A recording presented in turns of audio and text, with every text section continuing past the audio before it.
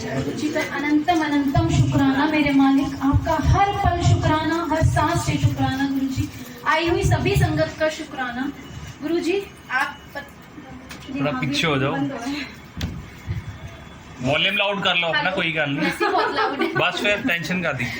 गुरुजी मैं ये सत्संग तो गुरुजी के बहुत हैं, बट आज कुछ मन में आ रहा था तो गुरुजी का बर्थडे मंथ है, गुरुजी 1 जुलाई से सत्संग करा रहे हैं। 1 जुलाई को मेरे घर पर ही था सत्संग, तो लतिका आंटी आई थी, मैं वैसे नहीं जानती उनको, तो पहली बारी संगत थे, फिर बाद में बात हुई तो फिर निकलता चला गया, अच्छा मैं यहाँ रहती हूँ, मैं वहाँ रहती हूँ, बात हुई, उन्होंने कहा मुझे भी सत्संग कराना है और आप मैनेज करोगे। मैंने कहा मैनेज करने वाले सब गुरुजी हैं, मैं कुछ कोई हुई नहीं मैनेज करने वाली। लेकिन ना मैं इतनी थकी हुई थी क्योंकि मैं पूरे जुलाई पहले सत्संग की तैयारी, फिर उससे पहले मतलब मेरा हफ्ता 10 दिन गुरुजी की इतनी एक्साइटमेंट थी, बर्थडे की इतनी एक्साइटमेंट होती है मुझे कि शायद दिवाली से भी ज्यादा मुझे गुरुजी के बर्थडे की एक्साइटमेंट होती है। तो मेरे यहाँ 1 जुलाई को था, मैं उससे पहले ही बर्थडे में लगी हुई थी। तो मैंने आंटी को बोला कि आंटी अभी तो मैं बहुत थकी हुई हूँ, मैं सब कुछ मैनेज कर लूंगी, आप 1 हफ्ते बाद रखना उसको।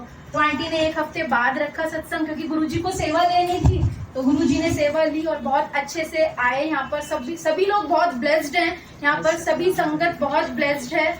और मैं शायद कुछ कहने लायक तो नहीं हूँ, बट आज गुरुजी मुझे अंदर, शायद यहाँ पर कुछ नई संगत भी है और कुछ पुरानी संगत भी है, मुझे नहीं पता, बट मैं सच बता रही हूँ आपको, ये वो दरबार है जहाँ से कभी कोई खाली नहीं जाता। ये वो दरबार है जो बहुत को जिंदगी में बदल देता है। मैंने खुद देखा है, बहुत सत्संग है गुरुजी के, पता नहीं गुरुजी बहुत बार शेयर कराते हैं, तो मैं गुरुजी से कहती हूँ गुरुजी सत्संग तो बहुत है, बट ये सबसे रहमत भरा सत्संग है। मैं बोलती हूँ गुरुजी इतनी बार आप शेयर कराते हो, तो गुरुजी कहते हैं तो की लोड है, जितनी बार तू दसेगी संगत का भी कल्याण होगा, तेरा भी होगा। और ऐसा नहीं है एक बार अगर सत्संग सुन लेते हैं तो वो दोबारा नहीं, गुरुजी कहते हैं जो जितनी बार वो सत्संग सुनेगा, शायद पता नहीं किसके लिए वो मैसेज होगा।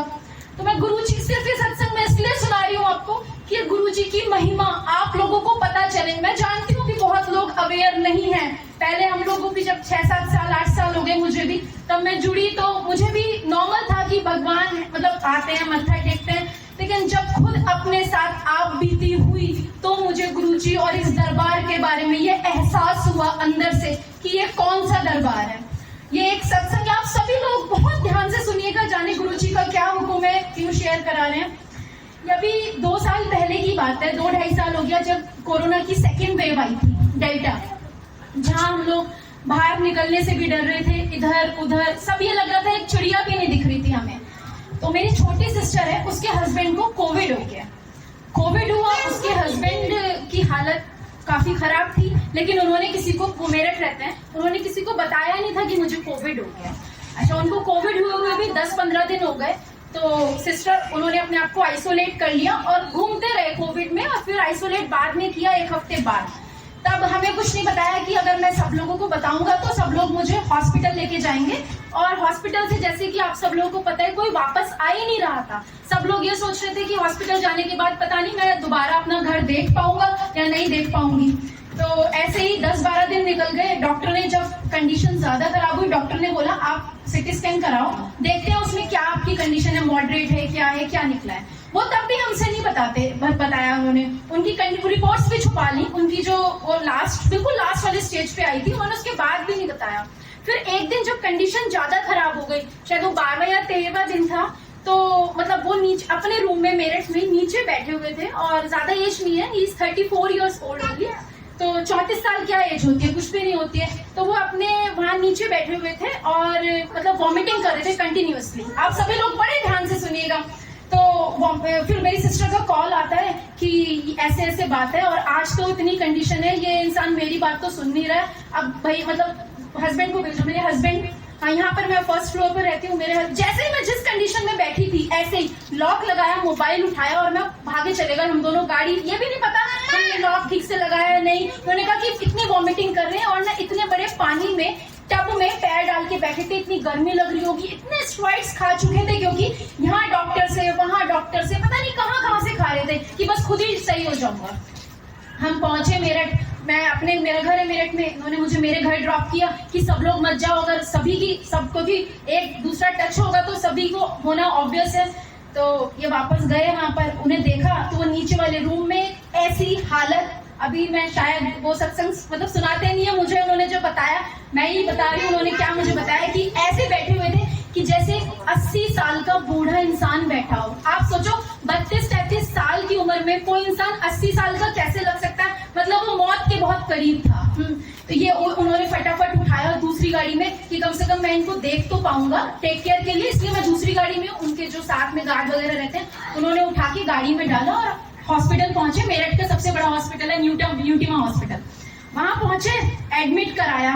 एडमिट कराने के बाद शाम तक एडमिट हुए, 7-8 बज रहे थे, तो अंदर किसी को जाने ही नहीं दे रहे थे, इनको भी नहीं। उन्होंने कहा मेरा पेशेंट है, मैं तो अंदर जाऊंगा। वहां कंडीशन सबकी इतनी खराब कि नहीं सर आप तो नॉन कोविड है, आप अंदर कैसे एंट्री करने देते, सिर्फ कोविड वालों की एंट्री है।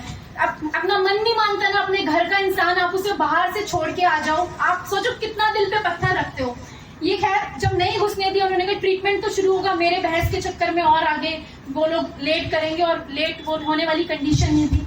वो आगे जैसे ही उनको आगे एडमिट कराया, एडमिट कराने के बाद जब एडमिट करा के वापस आए तो घर आए वापस, और नर्स वगैरह ने ट्रीटमेंट देना स्टार्ट किया, लेकिन कोई बेड नहीं मिल रहा था। उस जिस इंसान की मैं बात कर रही हूँ, मेरी सिस्टर के हस्बैंड, उन्होंने कोविड में जाने कितने लोगों के बेड्स अरेंज कराए हैं, शायद कोई दुआ काम आ गई, इतने लोगों के बेड्स अरेंज कराए हैं, पता नहीं कहाँ से सोर्स लगा के, और खुद उस इंसान के लिए बेड नहीं मिल रहा था। आप सोचो कि क्या कंडीशन होगी, क्योंकि फोन तो उनके पास था, फोन में नंबर बहुत थे सोर्स वाले, लेकिन फोन चलाएं कैसे, उस फोन को देखने की भी हिम्मत नहीं थी, फोन चला ही नहीं सकते थे। और जब ड्रिप लगाई डॉक्टर्स लोगों ने, तो आप सोचो हाथ में इतनी स्वेलिंग थी कि हाथ में से वो इंजेक्शन जा ही नहीं रहा था, तो पैरों से वो ड्रिप्स दी हैं, मतलब क्या कंडीशन होगी। बाहर आए, रात को आए वापस घर पे, तो बहुत घबरा रहे थे, बहुत जल्दी घबरा जाते हैं कि मैं तो एडमिट करा के आया हूँ और मैं कंपाउंडर का वहां पर नंबर लेके आया हूँ कि कुछ भी हो आप मुझे कांटेक्ट करते रहो जैसे भी हो। तो जब वापस आए, पूरी रात मेरी मदर थी और मैं और ये और मेरा भाई, हम चारों थे वहां पर। हमने, रात हो गई 10 बजे, किसी से कोई कांटेक्ट ही नहीं हो पा रहा, कहाँ फोन करें, वो अंदर किसी को जाने नहीं दे रहे, हॉस्पिटल 10-15 मिनट की दूरी पे था। जब अंदर गए वहां देखा, जब वापस आ गए तो हम फोन करते रहे, कुछ नहीं पता चल रहा हमें। उनको नर्स वगैरह ने सोचा कोविड पेशेंट है, आप कोविड का ट्रीटमेंट देना स्टार्ट करो, कोविड की दवाइयां देनी स्टार्ट करो। और उन्होंने ये भी नहीं पूछा कि वो ऑलरेडी पहले से कितनी दवाइयां खा रहे थे, तो कितनी दवाइयां खा रहे थे, और इतनी दवाइयां खाने के बाद वो एकदम से कोमा में चले गए। तो नर्स लोग तो अपना काम कर रहे थे कि कोविड का ट्रीटमेंट दिए जा रहे थे, उससे शुगर हाई लेवल हो गई, शुगर थी नहीं बट कोविड में हो गई और हाई लेवल पे पहुंच गई। रात हो गई, हमारी रात कैसे ऐसे बैठ के कटी है, बस जय गुरु जी बोलकर, और ये एहसास नहीं था कि इतनी कंडीशन खराब है। नेक्स्ट डे जब 5:45 बजे मैंने इनको बोला उठो, उठाया, दिमाग तो वही था कि जाओ फटाफट देख कर आओ क्या हालत है। ये उठे, 10 मिनट में पहुंचे हॉस्पिटल। तो जब हॉस्पिटल पहुंचे, वहां पर 2-3 आईसीयू थे, तो आईसीयू में पहुंचे तो उनको ऐसे नर्स और कंपाउंडर ऐसे सांसें दे रहे थे पंप से, जो आर्टिफिशियल सांसें होती है। ये घबरा गए बहुत बुरी तरह देखकर कि ये क्या हो रहा है, कि ये आप क्या कर रहे हो, कि भैया ये पेशेंट, यही वर्ड्स थे। मैं जय गुरु जी, मैं मतलब आपको सही बता रही हूँ, आप मतलब एक बात जो हमारे साथ घटित हुई है, ठीक है, आप उसको बहुत ध्यान से सुनिएगा। जैसे उनको सांसें नहीं आ रही थी और वो जो ट्रीटमेंट दे रहे थे उनको, तो उन्होंने बोला ये तो मेरा पेशेंट है, कि हाँ हम बस ट्राई कर रहे हैं, बाकी तो ये खत्म बॉडी है। और मैं अपने घर पे पूजा रूम में पता नहीं क्या कर रही थी, वहीं पर ही जय, पता नहीं गुरुजी का नाम मुझे तो याद भी नहीं रहता, उस टाइम मेरी कंडीशन ऐसी थी जैसे कोई पागल होता है ना, कि मतलब बहुत बुरी हालत। तो मैं बैठी ऐसे ही, इनका फोन आता है मेरे पास, कहते हैं मैंने कि जिसको भी देखना है एक बार आ जाओ। और सिस्टर को पता नहीं था, ये पता था कोविड है बट ये नहीं पता था कि इतनी डेंजरस। सिस्टर को अलग था बट वो आइसोलेट थी, उसकी बेटी और वो, तो नॉर्मल चल रहा था सब। जब इनका कॉल आता है तो मेरे हाथ में, मैं वहीं पर थी गुरुजी का, और बोलते हैं कि अब जिसको देखना है एक बार देखने के लिए आ जाओ, और खत्म है, डॉक्टर ने मतलब मना कर दिया। मेरे हाथ से फोन छूट गया और मैंने इनको कुछ नहीं बोला, मैंने कहा नहीं ऐसे नहीं कर सकते, मेरे जस्ट सामने फोन है और ऐसे गुरुजी का स्वरूप रखा हुआ है। मैंने, पता नहीं मुझे ऐसा लगा जैसे गुरुजी बैठे हैं, मैंने गुरुजी कुछ ना इधर देखा ना उधर देखा, मेरा फोन गिरा पड़ा है, ये फोन पर है, मुझे कुछ मतलब मेरी हालत एकदम जस्ट शॉकिंग वाली थी। सिस्टर बहुत छोटी है अभी, तो मैंने, और 4-5 साल शादी को हुए हैं, मैंने जैसे ही उठाया गुरुजी का स्वरूप और बड़े मैंने कहा गुरुजी ये क्या, मैं बिल्कुल शांत थी, मैंने कहा गुरुजी आप क्या कर रहे हो, ऐसे क्या कर रहे हो, मैंने कहा आप ऐसे नहीं कर सकते, मैंने कहा नहीं गुरुजी आपको देखना है, मतलब ऐसे विश्वास से मैंने गुरुजी से कहा कि गुरुजी सब कुछ आपके हाथ में। तब तक मैं बहुत जुड़ी थी, बट इतना नहीं कि मुझे ये था कि गुरुजी मतलब जिंदगी ऐसे मौत को भी जिंदगी में बदल देते हैं। तो मैंने गुरुजी को स्वरूप उठा के, और मैं और मम्मी ने भी सुन लिया, वो मेरे पास में थी, उन्होंने कहा क्या हुआ, मैंने पूरी कंडीशन बताई। हम दोनों वहाँ पूजा घर में नीचे बैठ गए और स्वरूप लेके, तो बस मैं, गुरुजी और मेरी मम्मी जानती है कि क्या हालत थी, हम तीनों थे, बस मैं, गुरुजी, मम्मी, और स्वरूप लेके ऐसे झंझोड़ रहे हैं कि जैसे अपने सामने कोई बैठता है ना कि उससे हम कुछ कह रहे हैं, तो गुरुजी आप ऐसा नहीं कर सकते, आप ऐसा नहीं कर सकते। फिर मैंने इनको फोन मिलाया कि मेरा फोन तो होल्ड पर है, क्या है, मैंने इनको कॉल कर, उन्होंने कहा अब ये गुरुजी अब कुछ नहीं हो सकता है, अभी डॉक्टर ने फिर कह दिया आप ये मतलब आप ले जाइए यहाँ से, बॉडी हो गई है ये। मैं वहाँ खड़ी और मतलब मुझे इतना, आप सोचो 15 मिनट में मुझे इतना डिप्रेशन हो गया, मैंने कहा ये तो बहुत, मैंने कहा गजब हो जाएगा, दुनिया मतलब बहुत ज्यादा अटैच हूँ, मतलब मैंने कहा दुनिया हिल जाएगी गुरुजी, इतना और पता है मुझे अंदर से ये नहीं हो रहा था, उसकी तो चिंता थी, बट ये था गुरुजी इतना विश्वास, इतने सालों से सुबह उठती हूँ आपके साथ चाय पीती हूँ, गुड मॉर्निंग विद गुरुजी, दोपहर में लंच विद गुरुजी, शाम को कहीं जाओ तो वो भी गुरुजी के साथ, रात को कहीं सो तो भी गुड नाइट विद गुरुजी। मैंने कहा गुरुजी थोड़ा सा तो अगर कुछ गलत हुआ तो मेरा विश्वास डगमगाएगा आपसे, और मैंने कहा मैं उसके बिना फिर भी रह लूंगी, पर मैं आपकी भक्ति के बिना कैसे रहूंगी, आप अगर, क्योंकि विश्वास तो डगमगाएगा अगर कुछ गलत हो गया, ये तो सभी के साथ है, खाली मेरे साथ नहीं है। मैंने कहा मैं आपकी भक्ति के बिना तो बिल्कुल नहीं रह सकती, और अगर आप मुझसे छिन गए तो शायद मैं बिल्कुल ही नहीं रह पाऊंगी। ये मेरी और आपकी भक्ति की परीक्षा है गुरुजी, अब आप देखो कि आपको क्या करना है। बस उस दिन पता नहीं गुरुजी ने मेरी ये सारी बातें सुनी, और इतना मुझे हो गया कि मैं गुरुजी का स्वरूप लूं, मतलब मैं वॉशरूम भी जा रही हूँ तो स्वरूप लेके, इतनी दिमाग में फिट हो गई कि नहीं अगर गुरुजी को अलग किया अपने से तो गुरुजी नहीं कुछ हो जाएगा, वहाँ हॉस्पिटल में गड़बड़ हो जाएगी, ऐसे जैसे कोई पागल जने की कंडीशन होती है।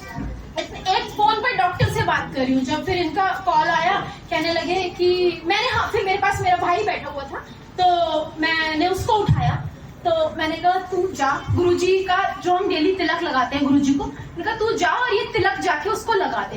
तो ये मुझसे फोन बोलते हैं तिलक कहाँ लगाओगी, डॉक्टर ने बोल दिया है कि आप लेके जाओ, वो डॉक्टर्स लोग सब पैनिक हो रखे हैं। मैंने कहा ऐसा हो ही नहीं सकता, मैंने उसको उठाया, मैंने कहा तू उठ, मैंने कहा तिलक लेके, मैंने गुरुजी का इतना बड़ा वो चंदन की डब्बी है, मुझे इतना हो गया था, पूरा तिलक मैंने भर के ऐसे निकाला। आज से 3 साल पहले की बता रही हूँ आपको कि क्या पागलपन हुआ मुझे कि गुरुजी सब सही करेंगे। तिलक निकाल के पूरा गुरुजी को ऐसे तिलक से नहला दिया, पूरा माथा गुरुजी का ऐसे, और वो तिलक गुरुजी के माथे से समेट के उस डब्बी में भर दिया, और जाके बोला अपने भाई को तू जाके बस मेरा ये तिलक उस पेशेंट तक पहुंचा दे। वो गया यहाँ से, उसने भी कोई मास्क वगैरह कुछ नहीं पहना, हॉस्पिटल में गया, हॉस्पिटल में जी तो एंट्री बिल्कुल अंदर तक आने ही नहीं दे रहे थे कि आप बाहर हो जाओ, बाहर हो जाओ। उसने कहा मैं अंदर तक कैसे जाऊं, तिलक तो जब ही पहुंचाऊंगा अंदर तक, तो अंदर तक जा ही नहीं पाया। फिर किसी से उसने बोला कि आप वहां, फिर देखा उसने इतनी सारी डेड बॉडीज पड़ी हुई हैं, आप सोचो कंडीशन कितनी खराब थी, 100-150 की कुछ लिमिट ही नहीं थी। वो कूद के जैसे तैसे, उसने मुझे बाद में बताया कि दरवाजे ऐसे खुलते चले गए कि जैसे होता है ना कि जब श्री कृष्ण निकले थे जेलों में से और 8 जेल के दरवाजे खुलते चले जाते हैं, ऐसे दरवाजे खुलते चले गए, और वहां जाके देखा कि 3 ICU। उसने कहा अब मैं किससे पूछूं, मैं किसी से पूछूंगा तो मुझे बाहर से भगा देंगे। आप सोचो गुरुजी की क्या मेहर थी। मेरी सिस्टर के हस्बैंड लेटे हुए थे, उनको कुछ नहीं पता, उनकी तरफ से उनको कोई ले जाके अंतिम संस्कार कर दे, कुछ नहीं पता। वो कलावे बहुत पहनते हैं, वो महाकाल पहुंच जाते हैं, हर 10 दिन में उनका चक्कर लगता है, तो वो गुरुजी से इतने जुड़े नहीं है।